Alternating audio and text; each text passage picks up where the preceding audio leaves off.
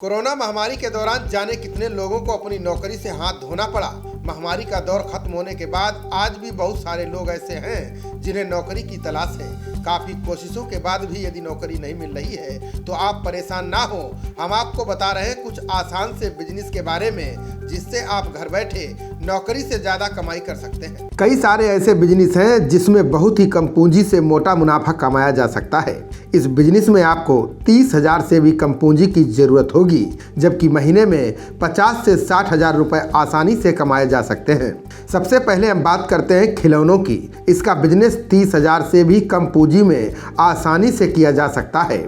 देश में पहले ज़्यादातर खिलौने चीन से आयात किए जाते थे, लेकिन अब भारत सरकार स्वदेशी नीति पर काम कर रही है, जिसके चलते चीनी खिलौनों का आयात बहुत कम हो गया है। ऐसे में आप इस बिजनेस को शुरू करके अच्छा खासा मुनाफा कमा सकते हैं। ये बिजनेस ऐसा है जो पूरे साल चलता है। इसमें ज़्यादा पूंजी भी नहीं लगती है। सरकार की ओर से भी खिलौनों के कारोबार को बढ़ावा देने के लिए काफ़ी मदद की जा रही है। यदि 20,000 से कम की लागत में बिजनेस करना चाहते हैं तो कबाड़ आपके लिए बेस्ट ऑप्शन हो सकता है।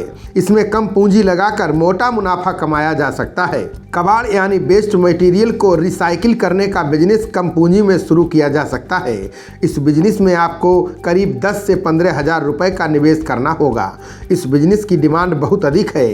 कबाड़ का काम पूरे साल चलता है। इसका सीजन से कोई लेना देना नहीं होता। शुरुआत में आप अपने आसपास के इलाकों से कबाड़ खरीदें, फिर नगर निगम से भी कबाड़ के लिए संपर्क कर सकते हैं। इसके बाद आप यह तय कर सकते हैं कि उस कबाड़ से क्या क्या सामान बनाया जा सकता है। अगर आप नौकरी छोड़कर खुद का बिजनेस करना चाहते हैं और आपके पास पैसे नहीं है तो भी आपको परेशान होने की ज़रूरत नहीं है।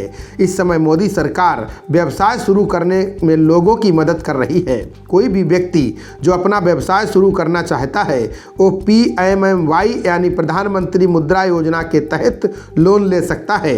अगर आप मौजूदा कारोबार को आगे बढ़ाना चाहते हैं और उसके लिए पैसे की ज़रूरत है तो आप प्रधानमंत्री मुद्रा योजना के तहत 10 लाख रुपए तक के लोन के लिए भी आवेदन कर सकते हैं। खबरों का सिलसिला जारी रहेगा। देखते रहिए जनप्रवाद। नमस्कार।